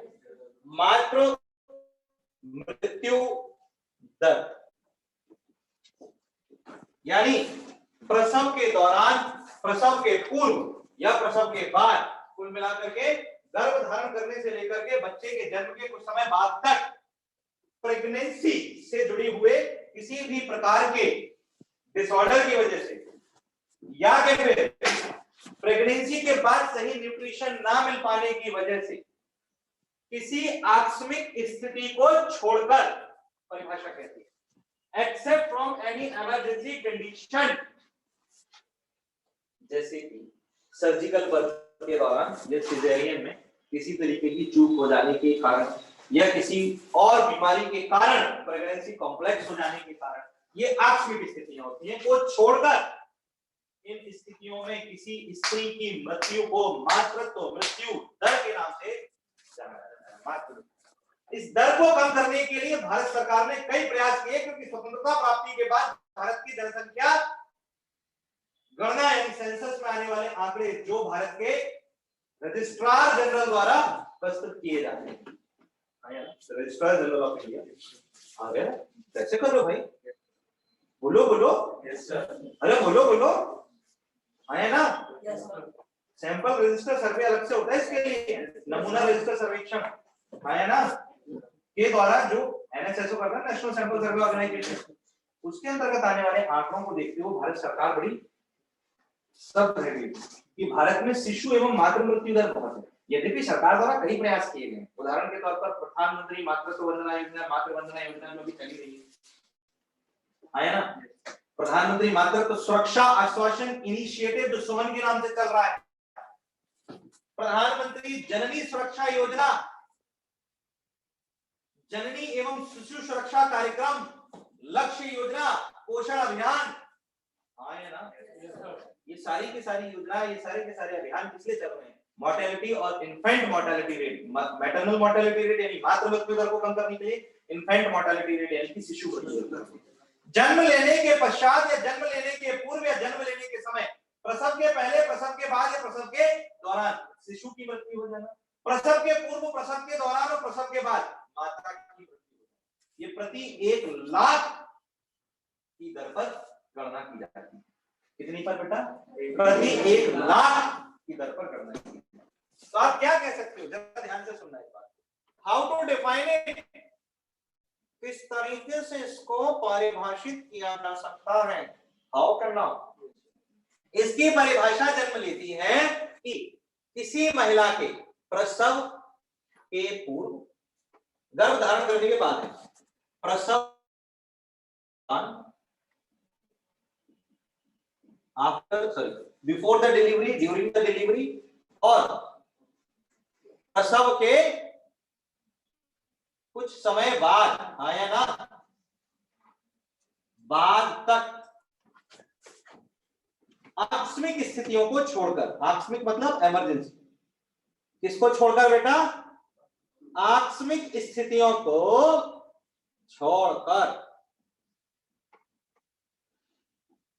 किसी महिला की मृत्यु क्या कहलाती है? मातृ मृत्यु दर में सम्मिलित, किसमें बेटा? मातृ मृत्यु दर में सम्मिलित होती है, हाँ या ना?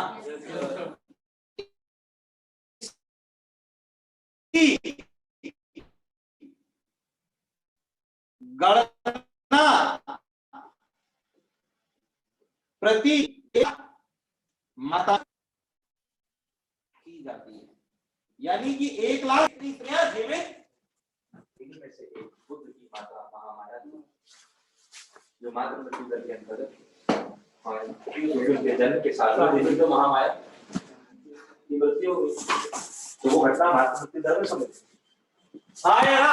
उस समय राजा सुब्रमण्य इस चीज को एक्सेप्ट करते थे कि वो पता नहीं पॉलिसी में भाग लेने का, भारत की पॉलिसी की रहा है कि मातृ मृत्यु दर एक महत्वपूर्ण विषय है, क्योंकि ये भारत की 2म दर्जे की स्वास्थ्य सेवाओं को दर्शाएगी, भारत में 2म दर्जे के पोषण को दर्शाएगी, भारत में आजीविका की सुगमता को बिल्कुल भी नहीं दर्शाएगी, भारत में कुरीतियों और कुप्रथाओं को दर्शाएगी, निर्धनता को दर्शाएगी, अशिक्षा को दर्शाएगी, बेरोजगारी को दर्शाएगी, कुरीति कुप्रथा जैसे बाल विवाह प्रथा,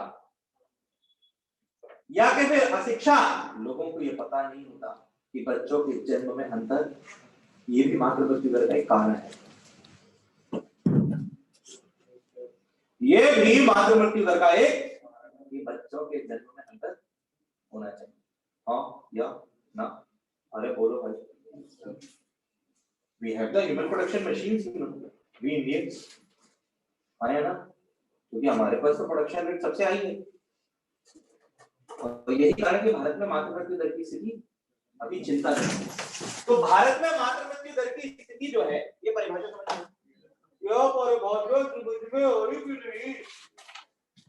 और इस परिभाषा की स्थिति आज वर्तमान भारत की स्थिति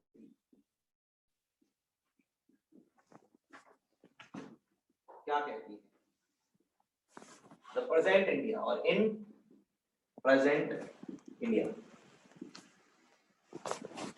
असम सर्वाधिक मातृ मृत्यु दर प्रदर्शित करने वाला राज्य बन गया। कितनी पता? 215 प्रति लाख। इसके बाद आता है उत्तर प्रदेश, और इसके बाद कोई गैस करे तो जाने। वेरी गुड बेटा, वेरी गुड। कहां से लाते इतना सारा ज्ञान? It is 197।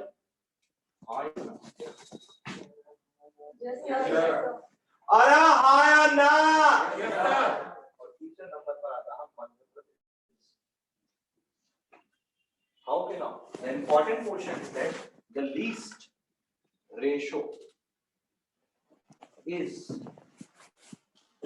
presented by Kerala. सर्वाधिक कम अनुपात किसके द्वारा दर्शाया गया है? कॉपी करो बेटा, कॉपी। इंग्लिश वाले परिभाषा मेरे साथ लिख लेना, before the delivery, during the delivery and after the delivery, before the delivery, during the delivery and after the delivery, before the delivery, during the delivery and after the delivery, bracket में, except from the emergency condition, except from the emergency condition, except from the emergency condition, except from the emergency condition, the emergency condition, except from the emergency condition, emergency condition, emergency conditions. If a woman dies, if a woman dies, ये definition मैंने नहीं दी, WHO ने दी. World Health Organization. If a woman dies, it includes in the maternal mortality ratio. Sorry, rate. It is included in the maternal mortality ratio. Rate. Maternal mortality rate. MMR के नाम से short form है. MMR. Maternal mortality rate. It is calculated in every 1 lakh female. It is calculated in every 1 lakh female or in every 1 lakh births. जन्म बोल सकते. In every 1 lakh female. आया ना? बोलो भाई. Okay. The present condition of India is, or in present India, the MMR, the condition of MMR is what? Assam है 215 मातृ मृत्यु दर दर्शाता प्रति लाख पर. उत्तर प्रदेश 197. 1 लाख महिलाओं में से 197 महिलाओं की मृत्यु प्रसव के कारण होती है. और मध्य प्रदेश तीसरे नंबर पर आता है. ये 173 है, 173. Highest ratio, sorry least ratio किसके साथ दर्शाया था? सबसे कम मात्रा तो मृत्यु दर यानी कि एमएमआर. कहां पर है? ये तो एवरग्रीन है. हाँ, सबसे बढ़िया सेक्स रेशो दिखाता है लिंग अनुपात. आया ना? और सबसे कम मात्रा तो मृत्यु दर. आया ना? केवल हर चीज में हो. और वहां का हाईकोर्ट भी तो क्या फैसले देता है. कम से कम बॉम्बे हाईकोर्ट से तो अच्छा ही है. बहुत ही अच्छा है. और वो भी तब जब एक स्त्री ने है पीछे. और ऐसा फैसला दिया. Yes sir.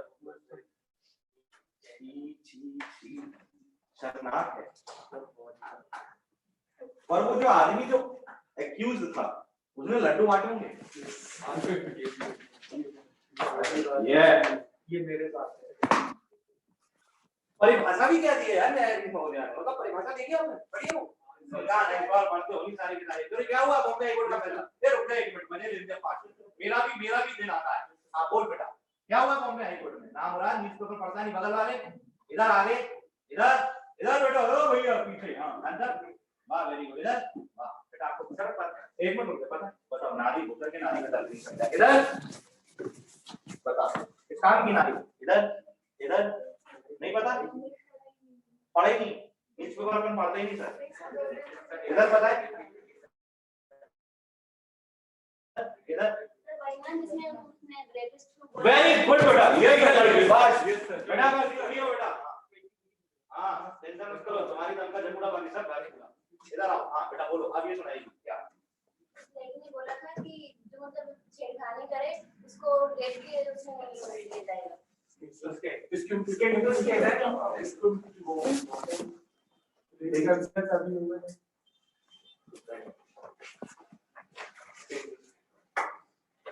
To skin contact ही रेप ना सेक्सुअल हैरेसमेंट. अच्छा तो क्या है. वो आएगा बोलेंगे ई स्क्रीनिंग कर रहा था सर. तो ई टीजिंग की सर इतना मेरे से. ओके न्यायाधीश भाई एक बार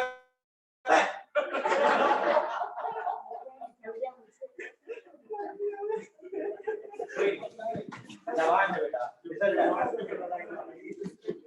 मुंह में लुब्रिकेशन भी देता है.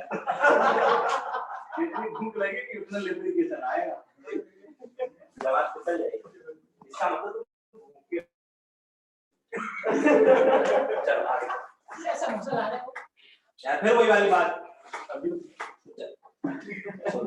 उन्होंने क्या बोला कि सेक्सुअल हैरेसमेंट की डेफिनेशन सिर्फ उस मामले में लागू होगी जिस मामले के अंतर्गत स्किन टू स्किन टच यानी त्वचा से त्वचा का संपर्क, वो भी इस उद्देश्य के साथ कि आप सामने वाले का शोषण करने का कोशिश कर रहे हो। ये एक स्थिति ठीक थी। अब उदाहरण के तौर पर मान के चलो, फॉर एग्जांपल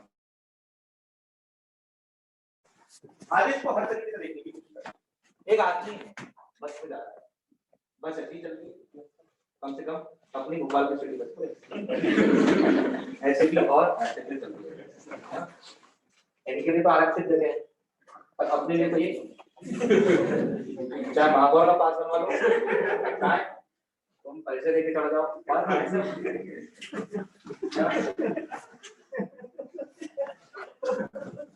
गलत तो नहीं बोला मिश्रा जी? तुम बताओ, गलत तो नहीं बोला?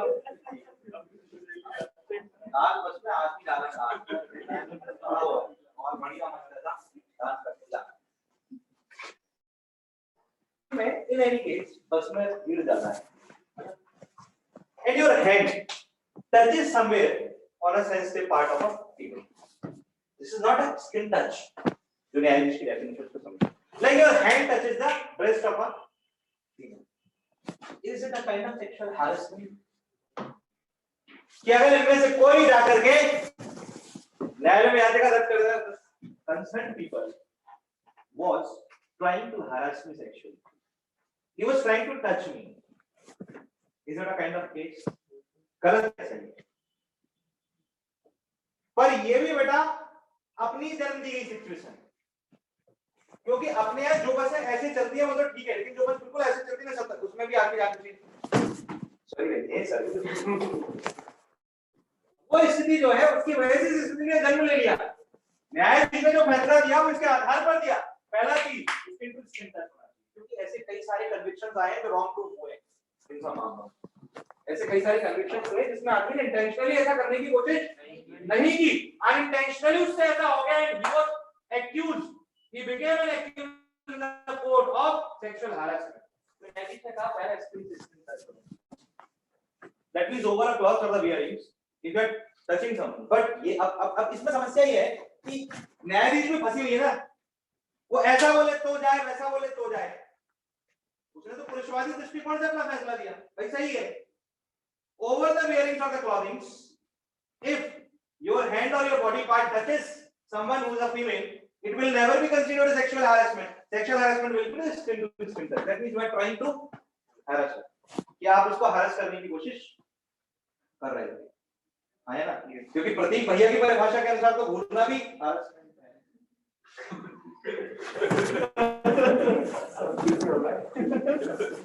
जबरदस्त आएगा। सबसे बड़ी बात है आप मेल हो फीमेल हो बस आगे मत बोलना। क्लियर है या नहीं है? बोलो भाई। तो वो अपना आपने ठीक है, जो बॉम्बे हाई कोर्ट में जो फैसला आया वो उस, अब आप किस दृष्टिकोण से उसको गलत कराओगे? यद्यपि महिला आयोग ने, राष्ट्रीय महिला आयोग ने उसके विरुद्ध सुप्रीम कोर्ट में याचिका डाल दी, ठीक है। अब एक बात आ गया, महिला आयोग बनाम बॉम्बे हाई कोर्ट, ये बाहर आ गया, बाहर जन्म ले गया, ये बड़ा केस है, ये एक कॉन्स्टिट्यूशनल केस बन गया, गारंटी दे रहा हूं मैं। It will become a historical case। अब सुप्रीम कोर्ट की खंडपीठ पर नजर पड़ा था कि सुप्रीम कोर्ट इस आदेश को किस आधार पर लिया है, और अगर पॉजिटिव ले गया तो मतलब बॉम्बे हाई कोर्ट में पदस्थ न्यायाधीश के हैं, क्योंकि उनके डिसीजन को सुप्रीम कोर्ट ने भी एक्सेप्ट किया। That means she is a great judicial personality, कि वो बहुत योग्य हैं और उन्होंने बहुत सोच समझ कर फैसला लिया। That means she is very intellectual personality, है ना? और अगर नहीं आता तो उनको भी सुप्रीम कोर्ट के फैसले काट देना है, इस आधार पर उनको विवेक भी घोषित कर दिया जाए। वो तो फंस गई बेचारी, उनका तो टेंशन बढ़ गया, है ना? अब वो पुरुषवादी दृष्टिकोण से सोचे या सिर्फ स्त्रीवादी? देखो यहां पर आ रहा है, देख व्हाट फेमिनिज्म इज व्हाट, और मैनिज्म तो कुछ होता ही नहीं है, पुरुषवादी दृष्टिकोण तो सही नहीं है, जो स्त्रीवादी दृष्टिकोण ही है। स्त्रीवादी दृष्टिकोण में लिंग भेद नहीं कर रहा, मैं सिर्फ एक बात बता रहा हूं, है ना? तो उनके आधार पर अब if the man was intentional, like you have seen a case some before, a Bollywood actress, she was in the younger age of the Dangal fame, Vistara या मानस में उसने एक आदमी पर केस किया that the man actually वो उसका पाया सीट से आगे निकल गया था, उस पर टच करा, वीडियो में देखो she is trying to harass me। In case intentionally वो मैंने अरेस्ट करने की कोशिश कर रहा हूँ, वो करने तो नहीं करती आपको सेहत के लिए। मैं तो हानिकारक हो सकता है वो इंटेंशनली भी कर रहा, और अगर वो इंटेंशनली नहीं कर रहा था तो उस व्यक्ति पर, है ना, अगर वो इंटेंशनली कर, लेकिन जो भी कर रहा था वो गलत तो करेगा। देख बड़ी पहली चीज, तू लोकल ट्रेन में नहीं था, तू विस्तारा में था। टाटा की भारत में चलने वाली सबसे प्रीमियर एयरलाइन जो है इस टाइम पे, इनकी सब खत्म हो गई, उसके प्लेन तो खड़े हुए हैं। तो अब भारत की सबसे प्रीमियर एयरलाइंस अगर कोई बच्चे तो विस्तारा है। आया ना? बोलो भाई, एयर इंडिया और इंडिगो की तो बात करोगे नहीं, तो इंडिगो स्पाइस की तो बिल्कुल ही बात हो, तो 599 में ऑफर निकाल के दिल्ली पहुंचा देता आदमी। अब वो भैया देख लिया तो ऐसे ऑफर में प्लेन में बैठने लग जाए तो चेक करवा ले क्लिक सही से काम कर रही है, स्क्रीन सही चल रही है, गियर से काम कर रही है, नहीं पता चला हवा में क्लिक चलेगी, क्या करोगे? हां इस कल तो हमला गिर गया, एक ऐसी चल रहा है बोले भाई ये क्या हो रहा है, 600 रुपए में जान लोगे क्या तुम? कंपनी वाली यही मिलता है, पहुंच गए तो ठीक, वरना एक वजह से कोई टेंशन नहीं। 600 में तो हेल्थ इंश्योरेंस और लाइफ इंश्योरेंस भी मेरी कंपनी है ना। तो वो तो पॉसिबिलिटी नहीं है, इट डिपेंड्स व्हाट। विस्तारा जैसी एयरलाइन में तो भैया बैठे थे, उनको आगे वाली सीट पर पैर रखने के लिए वरना बोला अरे थोड़ा एटिकेट फॉलो कर लेते हैं। एक तो अपने यहाँ के आदमी तो सबूर है नहीं बिहेव करने का, उसकी समझ से यही है। प्रॉब्लम इसकी जनसंख्या बढ़ाना तो जानता है, लेकिन जनसंख्या के साथ एडजस्ट करना नहीं जानता। तो आदमी होता है ना, अरे बोलो भाई, और रिजल्टेड ट्रेन की बात तो साफ रह जाती है, क्योंकि गलती तो पड़ी होती है। हाँ या ना? अरे बोलो भाई, अरे बोलो भाई, पक्का पक्का। अब देखो क्या आता है, जो भी है इट इज महिलाओं की स्थिति को दर्शाने के लिए। हाँ या ना? ये आंकड़े बस अपने पास रख लेना, लिस्ट में मैं सिर्फ एक ही दर्शा रहा हूं, उससे ज्यादा नहीं दर्शाना है, अगर ले लेना वैसे मिल जाएगा आपको। मैंने आपको ये वैसे दे दिया।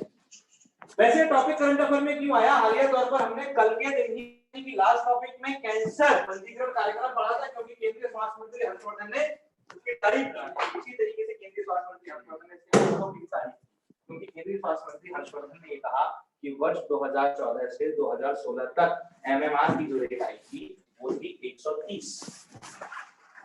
2015 से 2017 तक एमएमआर की जो रेट आई थी वो थी 122, और राष्ट्रीय स्तर पर 2016 से 2018 तक एमएमआर की जो रेट आई है वो है 113, यानी कि भारत तीव्रता से इसको कम करने की ओर अग्रसर है। यानी भारत में स्वास्थ्य सेवाओं में इजाफा हुआ है, जीवन की सुगमता बढ़ी है, कुरीतियों से भारत दूर गया है, पॉवर्टी में कमी आई होगी, स्त्रियों में प्रजनन के प्रति और प्रसव के प्रति जागरूकता बढ़ाई गई होगी, पोषण को अधिक पौष्टिक बनाया गया होगा, और इन सब कामों की तो ये आंकड़ा आया होगा। हाँ बोल देते भैया, संदीप समझ में आ रहा? चुप लो, ये भी छाप लो।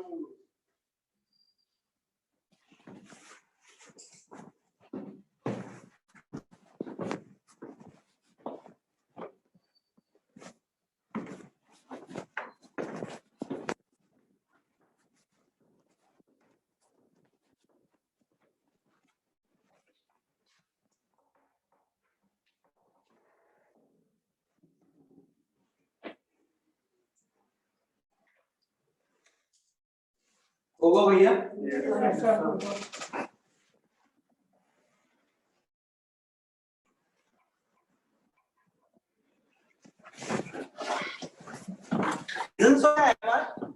मातृ मृत्यु दर के कारण क्या है भारत में?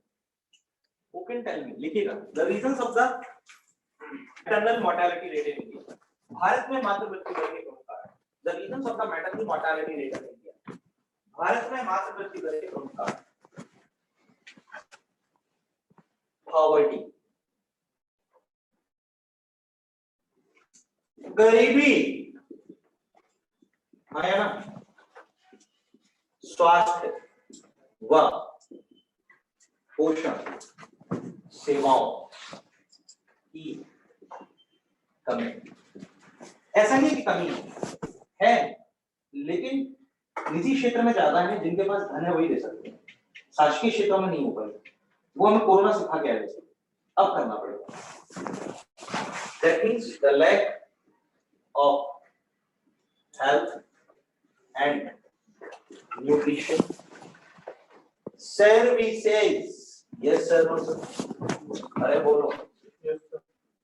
कुरीतियों व कुप्रथाओं का चलन, प्रैक्टिस ऑफ ऑर्थोडॉक्स रिचुअल्स, ये भी बड़ा कारण है। बाल विवाह आया ना, child marriage, okay now very शासकीय प्रतिबद्धता व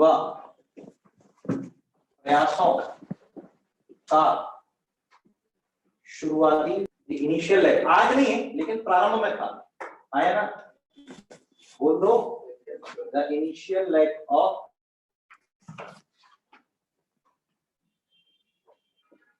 गवर्नमेंट्स एफर्ट्स, इतनी ज्यादा नहीं थे उस समय पर, इस समय संसाधनों की भी कमी नहीं है ना, और जाहिर सी बात है, एक पॉइंट और लिखते हैं,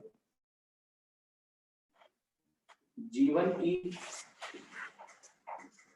सुगमता में कमी, the lack of ease of living, ease of living भी तो नहीं है, अरे एज ऑफ लिविंग भी तो नहीं है। These all are the reasons that why the maternal mortality rate is seen in India. आखिर क्या कारण है कि भारत में मातृ मृत्यु दर दिखाई देती है? आंगनवाड़ी केंद्र खोले गए हैं शिशु और माता की, जननी की देखभाल के लिए, उन्हें सलाह देने के लिए, उचित वगैरह वगैरह वगैरह, पोषण संबंधी सलाह, स्वास्थ्य संबंधी सलाह, अस्पताल जाकर प्रसव कराने के लिए जननी सुरक्षा योजना लाई गई, जननी को अस्पताल में प्रसव कराने के बाद सरकार सहायता भी देती है वित्तीय, आया ना, अरे बोलो भाई, पैसे भी तो मिलते हैं। सरकार ने अब योजना बहुत चलाई है, सरकार अब बहुत ज्यादा प्रयास कर रही है, देखिए ना, government efforts, the present government efforts.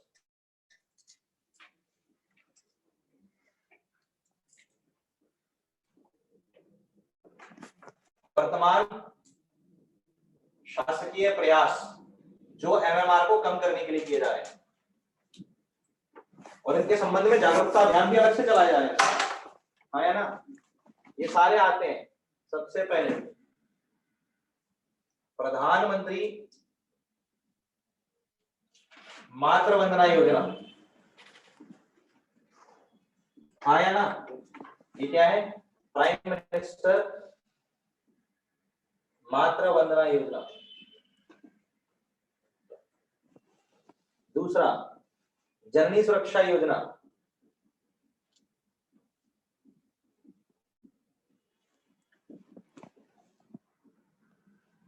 इसके अंदर जननी एक्सप्रेस भी चलाएगी, आया, बोल देते, ओके, जननी एवं शिशु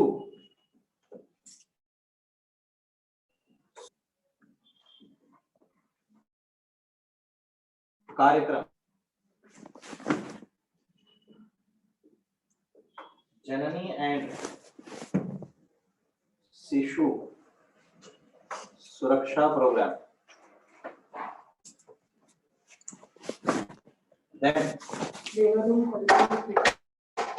लक्ष्य,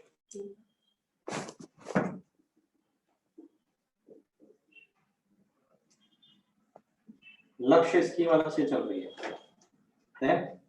labour room quality initiative, then fifth मातृत्व सुरक्षा आश्वासन इनिशिएटिव,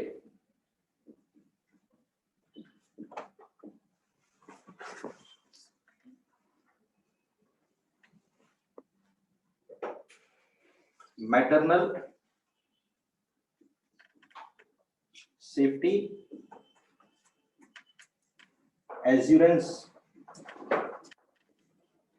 इनिशिएटिव, अंततः पोषण अभियान,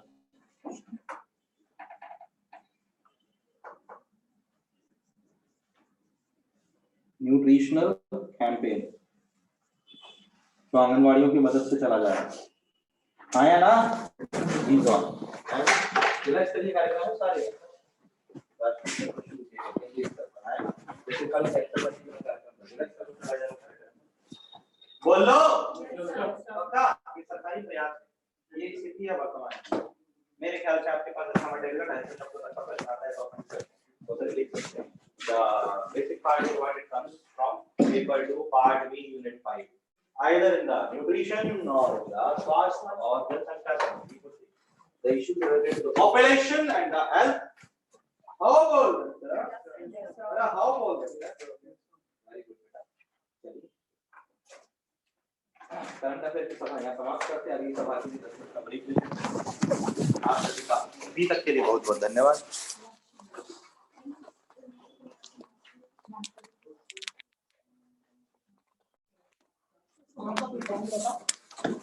Thank you.